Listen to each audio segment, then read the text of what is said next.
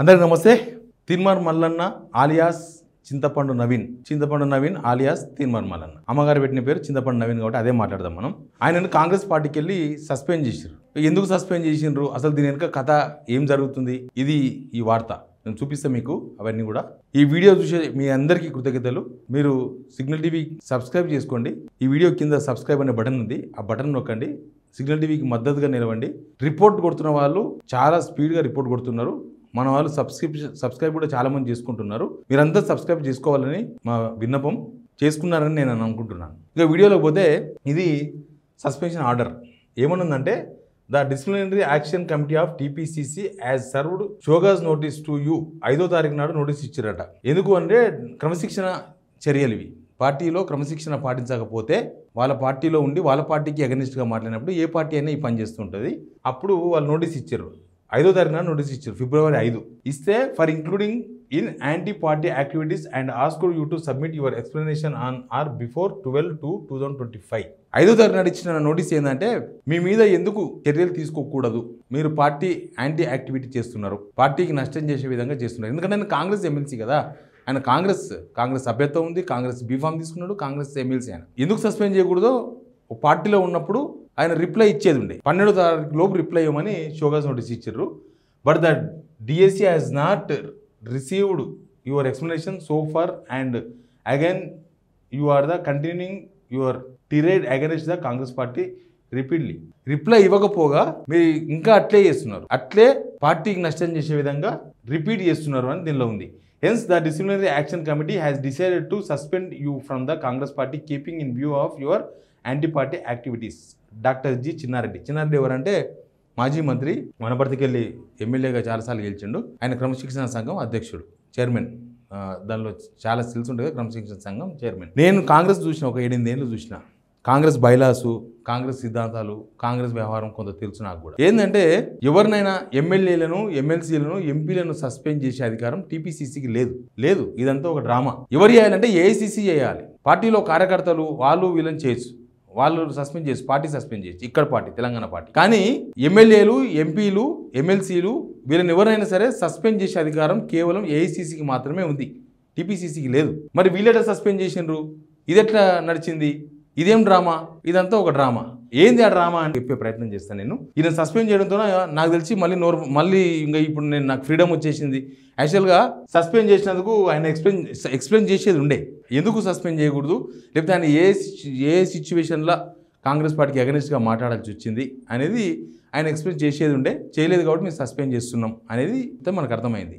కానీ అసలు వీళ్ళకి అధికారమే లేదు, టీపీసీసీకి అధికారమే లేదు. మనం చాలా మంది సస్పెండ్ చేసిన కాంగ్రెస్లో, కానీ ఏఐసీసీ చేస్తుంది సస్పెన్షన్ ఈ పదవిలో ఉన్న వాళ్ళని. ఏంది అసలు ఈయన స్కెచ్ ఏంది, ఎందుకు సస్పెండ్ చేశారో మీకు తెలుసు కదా. ఎందుకు సస్పెండ్ చేశారంటే, కాంగ్రెస్ పార్టీకి యాంటీ యాక్టివిటీ ఏం చేసిండు ఈయన అంటే, కాంగ్రెస్ పార్టీ అండ్ ప్రభుత్వం వాళ్ళదే కదా, ప్రభుత్వం చేసిన కులగణన, అది బీసీ కులగణన కాదు, అన్ని కులాల కులగణన, అది బీసీ కులగణన అని బీసీలను తప్పుదో పట్టించే ప్రయత్నం చేసింది కాంగ్రెస్. అది బీసీ కులగణన అయితే ఓన్లీ బీసీల కాడికి వేయాలి, మరి అట్లా వేయలే కదా. ఓసీలు ఏం చేసినారు, ఎస్సీలు ఏం చేసినారు, ఎస్టీలు ఏం చేసినారు, అందరినీ చేసి ఓ ఫిగర్ బయటకు తీసుకొచ్చారు. ఇదంతా ఒక పెద్ద స్కెచ్. ఈ స్కెచ్ ఈ రోజు కోసమో రేపటి కోసమో కాదు. ఇప్పుడు సస్పెండ్ చేసింది కాబట్టి ఆయన ఇంకా గట్టిగా పడేసుకొని అరుస్తాడు. బహుశా ఇంకా గట్టిగా నోరు పడేసుకొని, ఆయనకు వచ్చిన బూతులు చాలా ఉన్నాయి కదా, ఆ బూతులను ఇంత రెట్టింపుగా 1-2 బూతులు కలిపి ఇంకా కొద్దిగా గట్టిగా బూతులు మాట్లాడే అవకాశం ఉంది. ఆయన అరుస్తాడు, ఎట్లా అరుస్తాడు, అది తప్పదు. అయితే ఏంది అసలు స్కెచ్ ఏంది, ఆయన వివరణ ఇచ్చేది ఉండే. ఆయన వివరణ ఇచ్చిందంటే కాంగ్రెస్ పార్టీ వాళ్ళు సంతృప్తి చెందేవాళ్ళో ఏం చెందేవాళ్ళో వేరే విషయం. అయితే ఇందులో చింతపండు నవీన్ ఎజెండా వేరే ఉన్నది. ఆయన ఎజెండాకు అనుగుణంగా రిప్లై ఇవ్వలేదు అంటే దానికి అర్థమైంది, నన్ను సస్పెండ్ చేయాలని ఆయననే వాతావరణం క్రియేట్ చేసుకున్నాడు. నన్ను సస్పెండ్ చేస్తేనే నేను ఇప్పుడు ఒక పెద్ద ఎజెండా తీసుకొని జనాల దగ్గర పోవచ్చు అని. కానీ ఈ బీసీల సంఖ్య 46% రావడానికి, తక్కువ రావడానికి కేవలం జానారెడ్డి ఒకటే కారణమా? కాంగ్రెస్ పార్టీలో రేవంత్ రెడ్డి కారణం కదా. ముఖ్యమంత్రి ఉన్నాడు, కాంగ్రెస్నే ఉన్నాడు, కాంగ్రెస్ సపోర్టెడ్ ఎమ్మెల్సీయే కదా. కాంగ్రెస్ సపోర్ట్ చేస్తేనే ఎమ్మెల్సీ అయ్యాడు కదా, కాంగ్రెస్ మద్దతుతోనే. ఈయన బాధ్యుడు కదా. చింతపండు నవీన్ కూడా బాధ్యుడే. బీసీల సంఖ్య తక్కువ రావడానికి ఆయన కూడా బాధ్యుడే. దానికి బాధ్యత వహిస్తూ ఎమ్మెల్సీకి రాజీనామా చేసి, అప్పుడు అంతకుముందు ఆయన అడుగుతుండే కదా, మొత్తం రీకాల్ చేయాలి, అందరు రాజీనామా చేయాలని అడుగుతుండే కదా. ఇప్పుడు దానికి బాధ్యుడు కాబట్టి నేను రాజీనామా చేయాల్సిండే. రాజీనామా చేసేసి కాంగ్రెస్ పార్టీకి రాజీనామా చేసి పోయి రేవంత్ రెడ్డి ఇంటి ముందర ధర్నా చేసేది ఉండే, లేకపోతే గాంధీ భవన్ ముందర ధర్నా చేసేది ఉండే, లేకపోతే పీసీసీ చీఫ్ ముందు ఇంటి ముందు ధర్నా చేసేది ఉండే.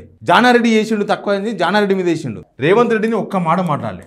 రేవంత్ రెడ్డి బాధ్యుడు, రేవంత్ రెడ్డి చేసిండని ఒక్క మాట కూడా మాట్లాడాలి. జానారెడ్డి బాధ్యుడు, జానారెడ్డి బీసీల సంఖ్య తక్కువ చేపించిండు. జానారెడ్డి ఉన్నది, ఒక కొడుకు ఎంపీ అయ్యిండు, ఒక కొడుకు ఎమ్మెల్యే అయ్యిండు. ఆయన నిమ్మలంగా ప్రశాంతంగా ఇంట్లో కూర్చున్నాడు. అసలు ఇదంతా చేసి క్లైమ్ చేస్తున్నది, క్రెడిట్ క్లైమ్ చేస్తున్నది ఎవరు?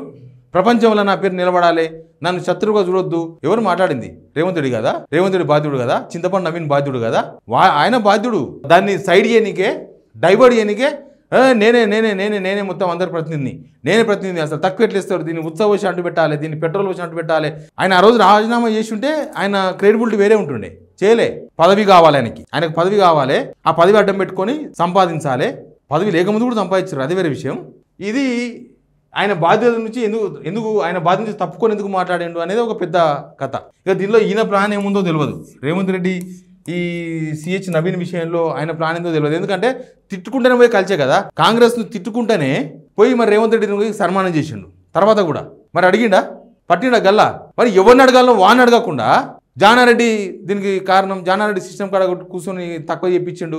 ఇవన్నీ వంకర మాటలు మాట్లాడిండు, డైవర్షన్ చేసిండు. జానారెడ్డి ఇట్లా బాధ్యుడు అవుతాడు. జానారెడ్డి ఏమన్నా ఎంపీయా, ఎమ్మెల్యేనా, లేకపోతే ఇంకేమన్నా ఉన్నాడా? జానారెడ్డి చెప్తే ఇంటూ ఉన్నాడా కాంగ్రెస్లో? రేవంత్ రెడ్డి చెప్తేనే ఎవడు ఇంటా అని చెప్పి రేవంత్ రెడ్డి చెప్పుకుంటున్నాడు. జానారెడ్డి చెప్తే ఇంటాడు ఎవడన్నా? అయితే దీనిలో సిహెచ్ నవీన్ ఎజెండా వేరే ఉంది. అందుకే చెప్తున్నా, సిహెచ్ నవీన్ ఎజెండా ఏంటంటే ఆయన సస్పెండ్ కావాలి, ఇప్పుడు ఉరలాలి, మళ్ళీ ఉరుడు స్టార్ట్. రాహుల్ గాంధీ మంచోడు, జానారెడ్డి చెడ్డోడు, మళ్ళీ మధ్యలో రేవంత్ రెడ్డి మంచోడు, ఇంకా మిగతా వాళ్ళందరూ మంచోళ్ళే. ఈయన ఎజెండా ఏంటంటే డబ్బులు సంపాదించాలని ఒకే ఒక ఎజెండాతో ఇదంతా నడుపుతున్నాడు. ఒకప్పుడు నాకు ఛాయ్ పైసలు ఇయ్యరు అన్నా అని అడిగినట్టు ఇప్పుడు ఉన్నాడు నవీన్. ఒకప్పుడు ఛాయ్ పైసలు అడిగిన నవీన్ ఎట్లున్నాడు, ఇవాళ ఎమ్మెల్సీ కన్నా ఎలక్షన్ కన్నా ముందు ఎట్లా ఉన్నాడు, ఇప్పుడు ఎట్లా ఉన్నాడు? ఇప్పుడు 100 కార్ల కాన్వే తీసుకొని పోతున్నాడు. ఇప్పుడే కాదు, ఎమ్మెల్సీ ఎలక్షన్స్లోనే 100 కార్ల కాన్వే నడిపించిండు. మరి ఛాయ్ పైసలు అడుగునికి అన్ని కాన్వేలు ఎక్కడి నుంచి వచ్చినాయి? బీసీల పేరు చెప్పి ఇంకా సంపాదన పెంచుకోవడం, సంపాదించాలని ఒక ఎజెండా. ఎట్లా సంపాదించవచ్చు దీనిలో? ఇప్పుడు ఇంకా మొత్తం మేకవన్నిన పులులు అంటారు కదా, మేకవన్నిన పులి టైప్ మనోడు ఏం చేస్తాడంటే అవసరమైతే ఇప్పుడు ఇంకా ఒర్రుతాడు, మొత్తం బట్టలు చింపుకుంటాడు, మొత్తం నేనే అసలు అప్పుడు సంపాదించిండు, ఇప్పుడు సంపాదిస్తాడు, ఇంకా సంపాదిస్తాడు. వీడికి అయిపోలేదు, ఇంకా ఎక్కువ సంపాదించాలి. అవసరమైతే వాడు బీసీల పేరుతో ఒక పార్టీ పెడతాడు. పార్టీ పెట్టి బీసీలకే టికెట్లు అమ్మి బీసీలతోనే డబ్బులు గుంచుతాడు. బీసీలతో డబ్బులు ఎట్లా గుంచుతానని చెప్తున్నానంటే నేను, ఆయన ఎమ్మెల్సీ ఎలక్షన్స్ కన్నా ముందు, ఇప్పుడు అంతకన్నా ముందు చాలా మంది బీసీ పారిశ్రామికవేత్తలను బ్లాక్మెయిల్ చేసిండు. బయట అందరూ మాట్లాడుకుంటున్నారు, బీసీ అని చెప్పుకుంటున్నా, నేను బీసీని కాదా? ఒక యాదవ్ కాంగ్రెస్ పార్టీలో ఉన్న ఒక యాదవ్నే బ్లాక్మెయిల్ చేసి డబ్బులు సంపాదించిండు. తెలుసా మీకు? ఆయన ఇప్పుడు ఎమ్మెల్యే, ఆయన బ్లాక్మెయిల్ చేసిండు. ఎమ్మెల్సీ అయిన తర్వాత మొన్న కూడా రకరకాల బ్లాక్మెయిల్ చేయాలి ఇట్లాంటి ఈ బోర్డుల మీద రాసి. అదంతా ఏంది? ఆడేదో 40 ఎకరాల భూమి ఆలేరు కాడ ఎవరో సేటు మార్వాడి అయినా ఈయన 10 ఎకరాలు రిజిస్ట్రేషన్ చేసుకున్నాడు. అదంతా ఏందనుకున్నావు? ఆ తప్పు జరిగితే నువ్వు పోయి సీఎం రేవంత్ రెడ్డిని కలిసి అదంతా క్యాన్సిల్ చేయించాను, ఆయన పెరుగుదైన రిజిస్ట్రేషన్ క్యాన్సిల్ చేయించాను. నువ్వు నా దగ్గర ఇంకొక యాదవ్ కూడా ఉన్నాడు. ఎమ్మెల్సీ ఎలక్షన్స్ ముందల అడ్వకేట్ దగ్గర నుంచి ఆయనకు ఫోన్ చేపించి ఆయన దగ్గర నుంచి 3 లక్షలు 30 లక్షలు ఎంత గుంజిండో అట్లాంటివి కూడా ఉన్నాయి. డబ్బుల కోసం నడిపిస్తున్నాడు. డబ్బుల కోసమే ఇప్పుడు బీసీలు అని మాట్లాడుతున్నాడు. ఇక ఇప్పుడు ఉన్నట్టుగానే కాంగ్రెస్ లో కొంతమంది సహకరించే వాళ్ళు ఉన్నారు, ఆయనకి ఉన్నారు. రేవంత్ రెడ్డి సహకరిస్తున్నాడు. రేవంత్ రెడ్డి సహకారం లేకుండా నడుస్తలేదు వ్యవహారం ఇదంతా. రేవంత్ రెడ్డి సహకారంతోనే ఇప్పుడు 3 పువ్వులు 6 కాయలు. రేవంత్ రెడ్డి తమ్ముళ్ళు వాళ్ళు అంతా ఒకటే టీం అనే చర్చ ఉంది బయట.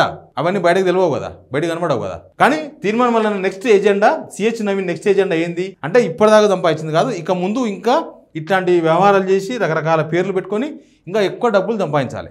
అంతే, డబ్బులు సంపాదించాలన్న ఏకైక ఎజెండాతో మొత్తం నడుపుతా ఉన్నాడు. ఆయన ఏ పార్టీ కూడా చేర్చుకోదు నాకు తెలిసి. ఆల్రెడీ ఇప్పుడు కాంగ్రెస్లో అయిపోయింది, మొత్తం చిటపటలాడిండు. తర్వాత బీజేపీ తెలుసుగా ఎట్లా వాడుకున్నాడో. తర్వాత అవసరం ఉన్నప్పుడల్లా ఏ ఎలక్షన్ వచ్చినా మనం బేరం మాట్లాడుకోవచ్చు. పైసల కోసమే పనిచేస్తాడు, గుర్తుపెట్టుకోండి. ఎందుకంటే నాకు తెలిసినంతగా మీకు ఎవరికి తెలియదు ఆయన గురించి. నేను చూసినాను దగ్గరుండి. పైసల కోసమే, పైసల చుట్టే తిరుగుతుంది నవీన్ వ్యవహారం అంతా కూడా. పైసలే ఆయన ఫైనల్ ఎజెండా. పైసల కోసం అంతా నడుపుతాడు. యువనన్ను చంపుతాడు, యువనన్ను లేపుతాడు, యువనన్ను అంతాడు, యువనన్ను తిరుగుతాడు, అన్నీ జరుగుతాయి. మొత్తంగా దీనిలో నవీన్ ఏం కావాలని కోరుకున్నాడో అదే. నన్ను సస్పెండ్ చేయాలి, నేను ఇది చూపించాలి పత్రం, నన్ను సస్పెండ్ చేసిర్రు, నా మెడబడి దొబ్బినరు, ఇది రెడ్డిల పార్టీ అని కాంగ్రెస్ మీద అభాణం వేయాలి, అవతల దొరల పార్టీ అని చెప్పాలి, ఇవతల ఇంకో పార్టీ బీసీలు బీజేపీ ఇంకొక పార్టీ అని చెప్పాలి. అన్ని పార్టీలు కాదు, మనమంతా ఒకటని చెప్పాలి. మీ అందరిని తీసుకుపోయి గంపకుత్తగా అమ్మాలి, ఎవరికి అమ్ముకోవాలి, డబ్బులు సంపాదించాలి. ఇది సింపుల్ ఎజెండా. ఆయన ఎంబడి తిరుగుతారు చాలామంది మన చుట్టుపక్కల కూడా ఉన్నారు. ఆయన ఎంబడి తిరిగేవాళ్ళు, ఆయన ఎంబడి తిరిగి చెడిపోయిన వాళ్ళు, ఇలా కదిలిస్తే కదులుతారు, పొట్ట ఇంచుకుంటే కాళ్ళ మీద పడుతుంది. అట్లున్నది వాళ్ళ పరిస్థితి. ఆయన వ్యవహారం చెప్పామంటే పుటలుగా చెప్తారు. ఎనీవే చూద్దాం. ఇదంతా నేను ముందు జరగబోయే పరిణామాలు చెప్తున్నా. ఆయన సింగిల్ ఎజెండా చెప్తున్నా, తీన్మార్ మల్లన్న ఎజెండా చెప్తున్నా. ఆయన ఎజెండా ఇది. దానికోసమనే ఇవన్నీ చేస్తున్నాడు. లేకపోతే తప్పు చేయలేదు, నాకు సంబంధం లేదనుకున్నాడైతే రాజీనామా చేయాల్సి ఉండే. ఆయనకు నేనేమి మాట్లాడలేదు, నా ఎజెండా ఏం లేదనుకుంటే కాంగ్రెస్ వాళ్ళకి సమాధానం చెప్పాల్సి ఉండే 12 తారీఖు లోపల. ఇవేమి లేవు. ఆయన సస్పెండ్ కావాలి, నేను ఇవన్నీ బట్టలు చింపుకోవాలని ఆయన డిసైడ్ అయిపోయాడు. చూద్దాం. నా వీడియో ఇట్లే ఉంటుంది, సిగ్నల్ టీవీలో డిలీట్ కాదు ఏ వీడియో కూడా, ఒక్క వీడియో కూడా డిలీట్ చేయను నేను. అన్ని ఇట్లే ఉంటాయి. మళ్ళీ జరిగినప్పుడు మళ్ళీ మాట్లాడుకుందాం. కోదండరాం పార్టీ పెట్టినప్పుడు ఏం జరిగిందో మీకు చాలాసార్లు చెప్పిన గుర్తుంటుంది, మళ్ళీ గుర్తు చేస్తా చూడండి. కోదండరాం పార్టీ పెట్టిండు పాపం, ప్రొఫెసర్ కోదండరాం గారు, తెలంగాణ జనసమితి. ఆనే ఎలిమినార్ సరునార్ గ్రౌండ్లో పెట్టిండు. పెడితే ఈ మోతేవారి పోయిండు. ఆడికి మోతేవారి పోయి ₹1,00,000 విరాళం ఇస్తున్నా అని చెప్పి ఇచ్చిండు. ఎక్కడి ₹1,00,000? చాయ్ పైసలు ఎక్కడ ₹1,00,000 ఎక్కడి? లక్షలు ఉన్నాయి. 1,00,000 కాదు, 1,00,000 తీసుకుపోయి చెక్ ఇచ్చిండు. ఇచ్చిన తర్వాత 2 రోజుల తర్వాత వాళ్ళ మనిషిని పంపించి క్యాష్ ఇస్తా అంటే చెక్కు బ్యాంక్ లేదని చెప్పి చెక్కు వాపసు తీసుకుండు. ఇప్పటికీ కోదండరాం సార్కు చెక్కు లేదు, క్యాష్ లేదు. జనాలకేమో చూసినావా ₹1,00,000 ఇచ్చిండు అని చెప్పుకోనికి, తీరా చూస్తే ₹1,00,000 ఇవ్వాలి లేవు. ఇప్పుడు సెటిల్మెంట్ నడుస్తలేమనుకుంటున్నారా? చాలా సెటిల్మెంట్ నడుస్తున్నాయి. నా దగ్గర కూడా కొంతమంది ఆడుకుని నా దగ్గరకు వస్తే మన దగ్గర నడవదని చెప్పిన ఆడేం సెటిల్మెంట్లో చెప్తున్నారు 50-50 అంట. ఇప్పుడు 4 ఎకరాల నోడు ప్రాబ్లం ఉండిపోతే 2 ఎకరాలు నీకు, 2 ఎకరాలు నాకు, నేను సెటిల్ చేస్తా. ఇదే నడుస్తుంది మొత్తం. హోల్ బీసీలకు నేనే లీడర్ అని చెప్పుకుని చింతపండు నవీను ఈ నిరుద్యోగులు ధర్నాలు చేసి పరీక్షలు పోస్ట్పోన్ చేయాలని, సంఖ్య పెంచాలని, ఉద్యోగుల సంఖ్య పెంచాలని ధర్నాలు చేస్తే పోలీసులు లాఠీచార్జ్ చేస్తే ఎడబండుకున్నాడు. జీవో 29 ద్వారా బడుగు బలహీన వర్గాల పిల్లలకు అన్యాయం జరుగుతుంది, మా రిజర్వేషన్స్ పోయినాయి, ఇదంతా అగ్రకులాలకు లాభం జరుగుతుందని ఆ పిల్లలంతా ఆందోళన చేసినప్పుడు ఏం చేసిండు సిహెచ్ నవీన్? వాళ్ళందరూ బీఆర్ఎస్ వాళ్ళు అని చెప్పేసి కొట్టేసిండు. అంతేగాని వాళ్ళని పిలిచి మాట్లాడి మరి ఏంది ఇట్లా ఎందుకైంది, అయ్యో మా పిల్లలకి ఇట్లయిందని మనం మాట్లాడిండా? Please subscribe Signal TV.